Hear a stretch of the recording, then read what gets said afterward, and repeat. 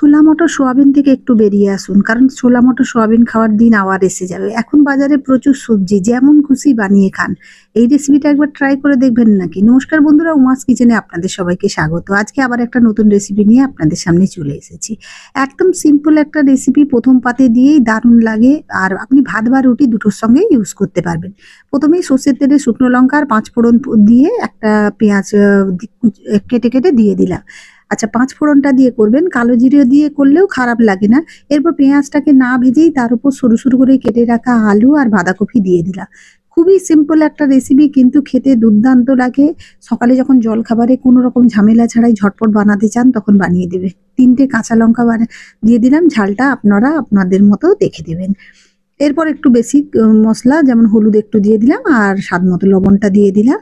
দিয়ে এটাকে আর কোনো কিছু না করে ঢাকা দিয়ে এটাকে 5 থেকে 6 মিনিটের মতো স্লো ফ্লেমে রেখে দেবো। দেখুন 5-6 মিনিট পরে এটা অনেকটাই নরম হয়ে গেছে। দেখুন এর থেকে জল বেরিয়েছে। এতে কিন্তু আর কোনো রকম জল অ্যাড করব না, ঢাকা দিয়ে দিয়েই বানাবো। দারুণ লাগবে, একেবারে প্রায় বিনা মশলায়, কোনো রকম মশলা ছাড়াই। এরপর এটাকে ঢাকা দিয়ে আবার 3-4 মিনিট রেখে দেবো। এবার এটাকে ড্রাই করার পালা। এইভাবে নেড়ে চেড়ে এটাকে ভাজতে থাকবো।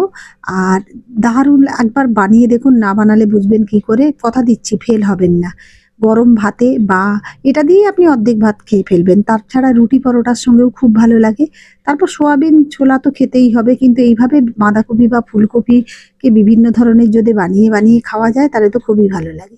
এরপর আমি 1/2 চামচের মতো চিনি দিচ্ছি, কারণ এটা একটু ঝাল ঝাল মিষ্টি মিষ্টি ভালো লাগে। আর যারা চিনি পছন্দ করেন না, এই ধরনের রেসিপিতে দেবেন না, কারণ বাঁধাকপির নিজস্ব একটা মিষ্টতা আছে, না দিলেও কোনো সমস্যা নেই। আর একটু ঝাল ঝাল মিষ্টি মিষ্টি ভালো লাগে বলেই দিয়ে থাকি। এভাবে নেড়ে চেড়ে আবার এটাকে ভালো করে ভাজা ভাজা করে শুকনো শুকনো করে নেব।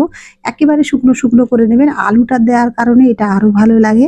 আপনারা যদি আলু না খেতে চান স্কিপ করতে পারেন, কিন্তু আলুটা দিলে বেশি ভালো লাগে।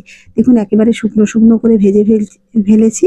খেয়াল রাখবেন নিচে যা লেগে যায়। গ্যাসের ফ্লেমটা অফ করে দেবেন। চলুন তাহলে গরমা গরম ভাতের সঙ্গে সার্ভ করে দিয়ে আপনাদের কেমন লাগলো